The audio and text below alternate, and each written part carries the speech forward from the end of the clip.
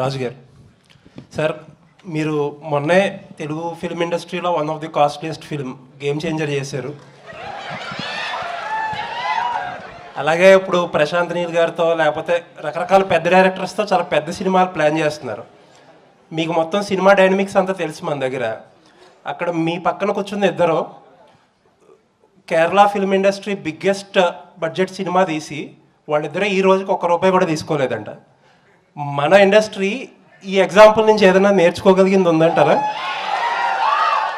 అంటే ఆల్రెడీ మీకు తెలుసో తెలియదు, రాజమౌళి గారి స్కూల్ అదే కదా. రాజమౌళి గారు is not taking any remuneration, is only profit sharing.